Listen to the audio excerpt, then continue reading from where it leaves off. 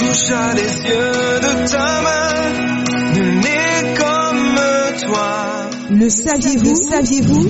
Comme toi.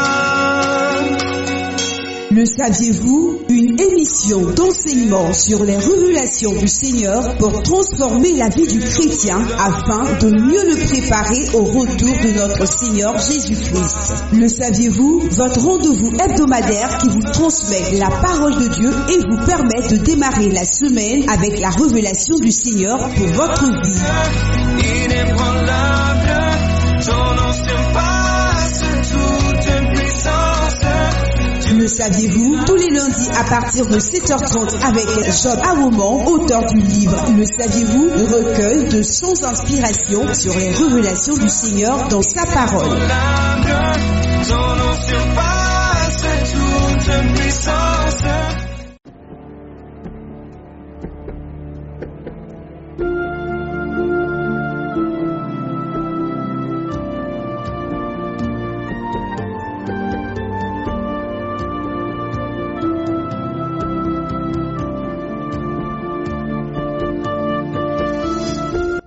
Alléluia.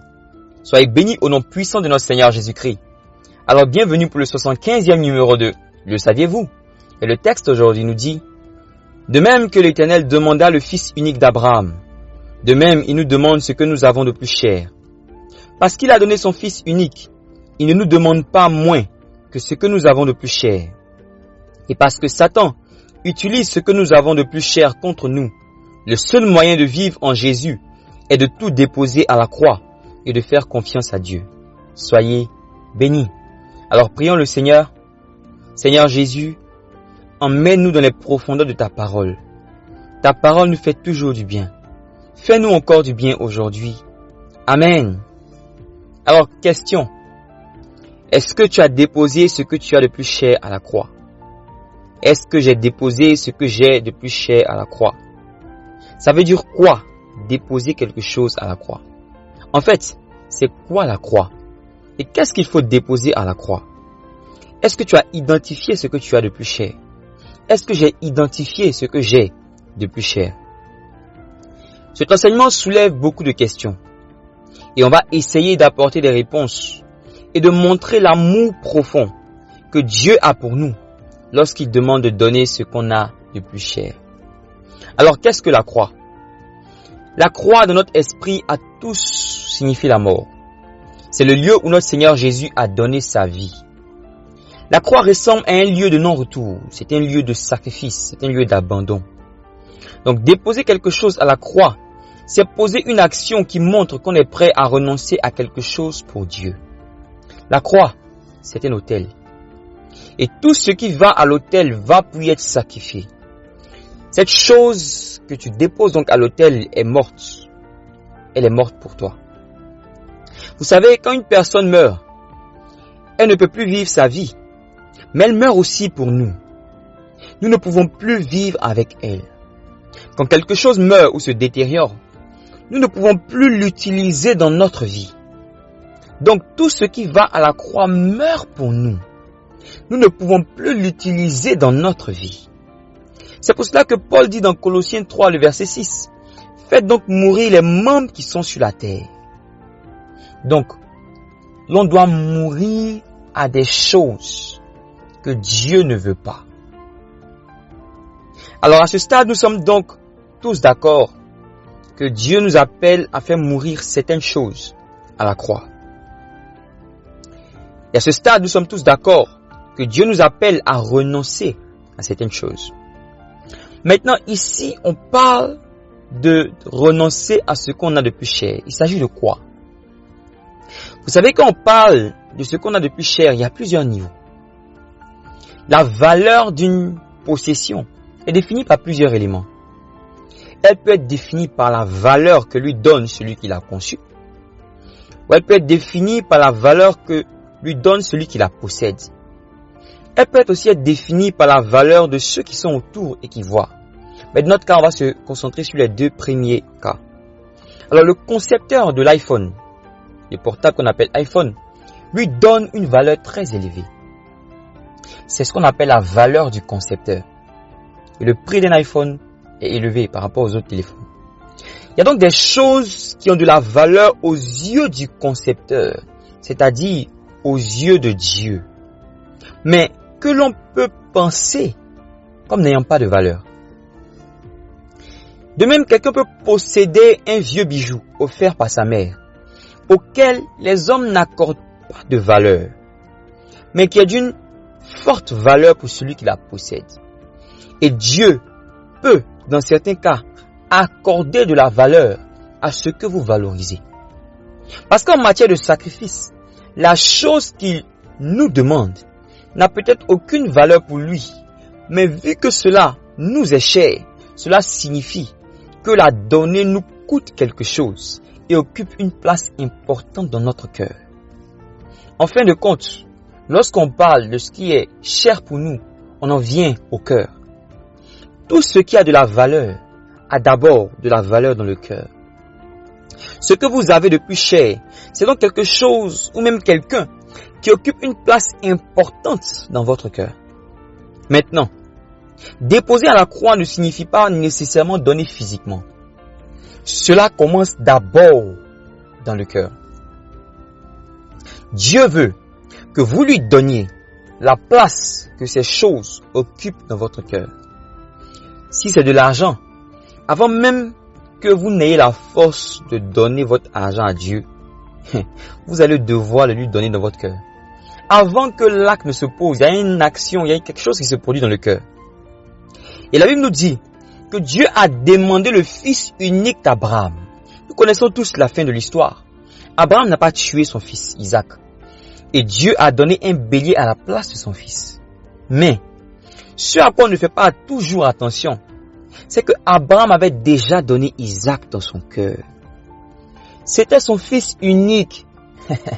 C'était son fils unique qu'il a obtenu à l'âge de 100 ans. Donc, rien que décider d'aller avec l'enfant sur l'autel, il avait déjà donné l'enfant. Et je me pose la question, je me dis, est-ce que je peux faire comme Abraham si Dieu me demande ce que j'ai de plus cher? En toute humilité. Avant, je me disais, oui, je peux. Mais après réflexion, en toute humilité, je pense que j'aurais besoin de la grâce de Dieu. Vous savez, tant qu'on n'a pas encore vécu une situation, on est expert en tout. Quelqu'un disait, la critique est facile, mais l'art est difficile. Pourtant, ce n'est pas une option. Dieu nous appelle tout le temps à faire des sacrifices. Demandons-lui donc sa grâce. Demandons-lui donc sa grâce. Mon frère, ma sœur, qu'est-ce qui est dans ton cœur? Qu'est-ce qui est dans ton cœur? Peut-être que dans ton cas, c'est une voiture. Peut-être que dans ton cas, ce sont les 10 heures de sommeil auxquelles tu ne veux pas renoncer. Dans ton cas, c'est peut-être ton mari. C'est peut-être ta femme. Peut-être que c'est la nourriture. Peut-être même qu'il y a plusieurs choses auxquelles tu tiens. Peut-être que c'est une attitude ou une habitude à laquelle tu dois renoncer. Et c'est dans ton cœur d'abord que tu dois céder la place. Et quand on dit dans le cœur, cela veut dire dans ta manière de voir cette chose. Cela veut dire prendre la décision de faire passer Dieu avant cette chose. Ou d'y renoncer tout simplement. Tu dois tout simplement y renoncer. Tu dois tout simplement oublier. Il y a des cas où renoncer signifie faire passer Dieu avant. Dieu doit prendre la première place. Et ça, c'est le cas du mari ou de la femme. J'ai dit faire passer Dieu avant. Je n'ai pas dit faire passer le pasteur avant. On est bien d'accord. Il y a d'autres cas où renoncer signifie abandonner purement et simplement. Et ça, c'est le cas de certaines habitudes. Des habitudes alimentaires ou des habitudes qui ne glorifient pas le Seigneur. Qui nous empêchent de chercher le Seigneur. Il y a des cas où renoncer signifie donner. Et c'est le cas d'une partie de l'argent que tu caches. Il y a des cas où renoncer signifie simplement oublier. C'est le cas du mal qu'on t'a fait. On t'a fait du mal. Mais tu n'arrives pas à oublier. En fait, c'est parce que tu n'y as pas vraiment renoncé. C'est parce que dans ton cœur, tu n'as pas renoncé à quelque chose. Tu n'as pas renoncé au fait de soit te venger.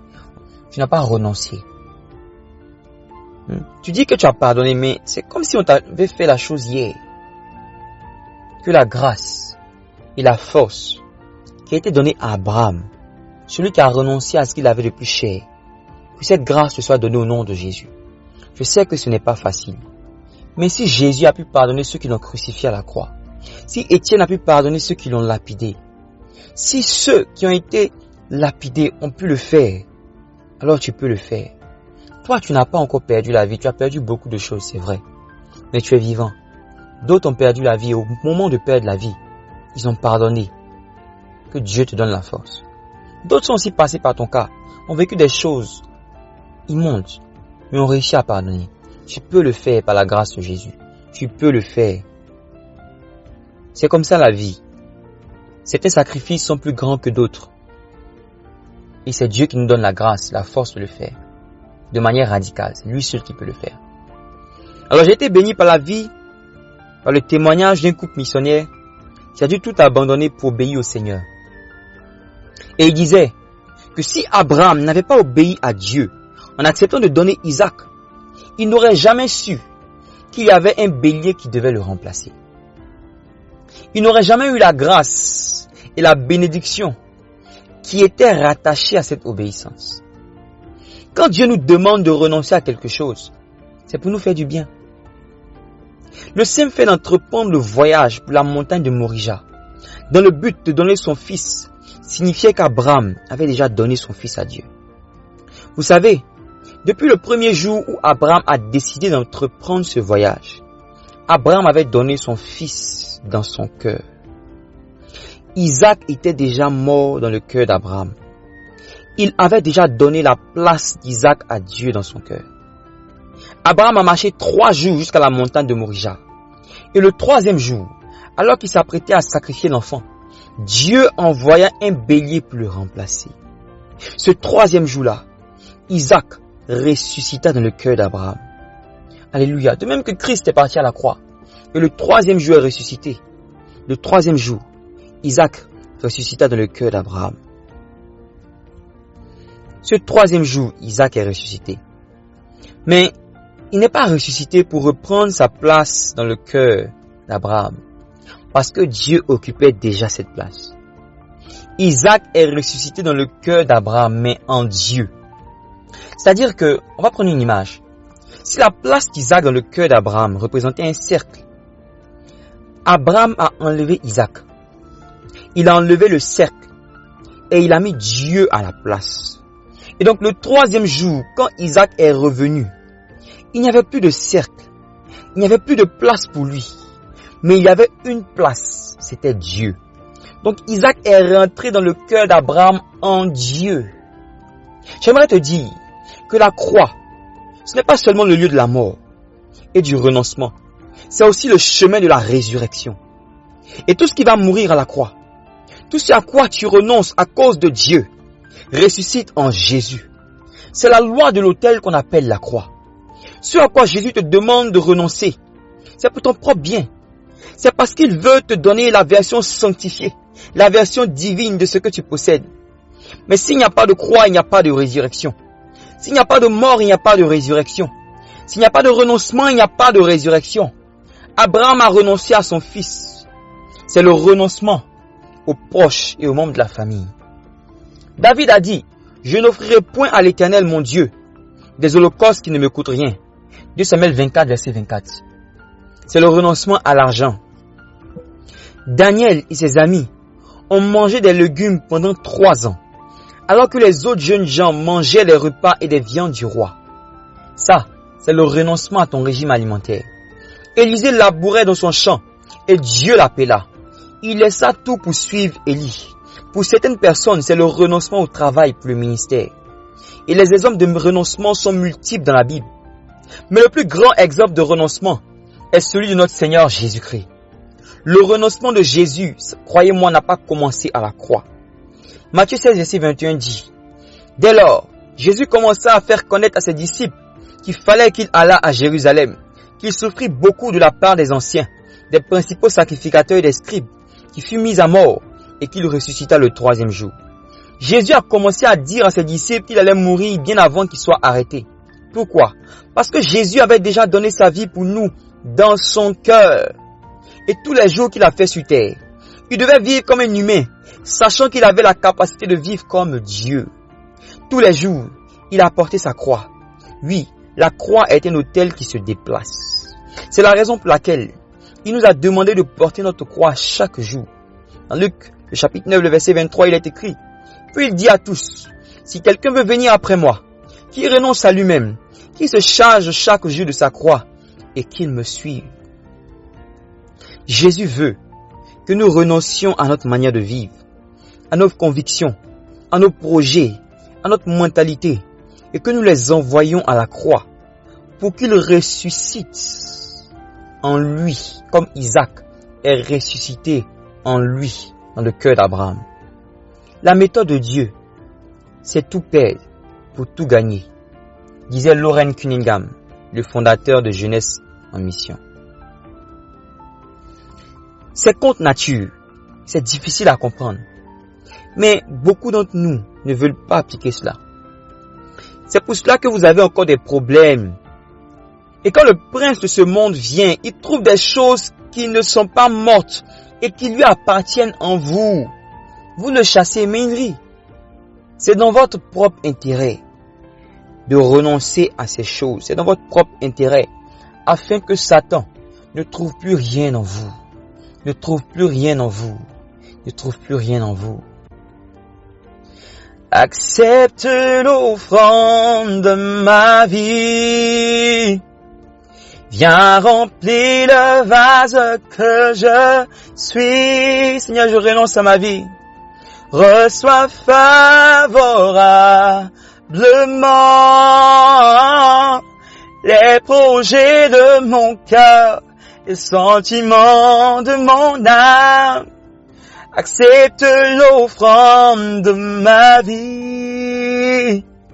Viens remplir le vase que je suis. Oh Seigneur, accepte l'offrande de ma vie. Je veux renoncer à moi-même. Je veux renoncer à ma vie. Je veux renoncer à mes projets. Je veux renoncer à mes ambitions. Je veux renoncer à ces attitudes qui ne te glorifient pas. Je veux renoncer à mon sommeil. Je veux renoncer, oh Seigneur, aux aliments qui me plaisent pour jeûner. Je veux renoncer, Seigneur, à certaines choses, à certains avantages que le monde me donne pour gagner Christ. Oui, accepte l'offrande de ma vie et viens remplir le vase que je suis. Seigneur, j'aimerais prier pour ceux qui veulent renoncer. J'aimerais prier pour ceux qui veulent abandonner certaines choses pour suivre le Seigneur. Père éternel, Dieu de gloire, alors que tes enfants m'écoutent, ils ont compris qu'ils doivent renoncer à certaines choses. Seigneur, ce n'est pas facile, mais ta parole dit, je prie toutes choses par celui qui me fortifie. Seigneur, à l'instant, je suis en train de prier, je prie pour qu'ils aient une force surnaturelle, qu'ils détectent les choses auxquelles ils doivent renoncer et que dans leur cœur, ils trouvent la force de dire non, je veux faire passer Dieu avant. Non, je veux oublier ce qu'on m'a fait. Non, je veux renoncer à me venger. Non, je veux même renoncer à ce qu'on me demande pardon parce que Christ m'a pardonné, alors je veux pardonner sans attendre quelque chose. Oh Seigneur, donne la force de dire, je veux donner cette somme que tu me demandes depuis, Seigneur. Donne la force de dire, Seigneur, je veux laisser ce travail qui ne te glorifie pas. Donne la force, Seigneur, de dire, oh Père, je veux laisser ce travail pour te servir. Oui, donne la force à tes enfants pour renoncer. Pour renoncer. Il y a une jeune femme qui m'écoute en ce moment. Il y a une jeune femme qui m'écoute en ce moment. On t'a fait beaucoup de mal. On t'a blessé dans ton adolescence. On t'a blessé. Tu as été violé. Tu as été violé. On t'a fait du mal. Et quand tu rencontres, quand tu vois la personne qui a fait cela, il y a un pincement dans ton cœur. Ton cœur est déchiré. Mais laisse-moi te dire aujourd'hui que Jésus-Christ peut soulager ton cœur. Il dit, renonce à te venger. Il dit, renonce à vouloir que du mal arrive à cet homme. Renonce à cela. Dépose tes fardeaux sur moi. Dépose tes fardeaux sur moi. Tu sais, si ton cœur est guéri, si tu es complètement guéri, tu n'as plus rien à voir avec cette personne. Dieu peut faire que ton cœur revienne au stade avant cette blessure, comme si de rien ne s'était passé. Et si cela se produit, alors quel lien est-ce que tu as encore avec cet homme? Oublie-le. Dépose tes fardeaux devant Jésus. Père éternel, alors que je prie pour le cœur de cette jeune fille. Seigneur, guéris son cœur. Soulage son cœur. Seigneur, donne-lui la paix. Que cette amertume, ce poison coule. Que que ce poison coule et sorte de son cœur. Tu sens quelque chose de glacé sur ton cœur. Tu sens quelque chose de glacé sur ton cœur qui coule, qui coule, qui coule, qui coule. Laisse-moi te dire que Jésus est en train de faire sortir le poison de l'amertume. Il te guérit. Il te guérit et il remplacera les années. Il remplacera les années que la tristesse t'a arrachées. Il remplacera ce qui t'a été enlevé. Sois béni au nom de Jésus. Que le Seigneur vous bénisse. Amen. Alors merci beaucoup de nous avoir suivis. Vous pouvez vous connecter sur notre page Telegram et sur notre chaîne WhatsApp en tapant Le Croyez-vous. C'est Le Croyez-vous et non Le Saviez-vous. Nous avons également une chaîne YouTube et une page Facebook sur laquelle vous pouvez nous retrouver en tapant Le Croyez-vous. Alors merci beaucoup de nous avoir suivis. On se retrouve la semaine prochaine pour un autre numéro de Le Saviez-vous.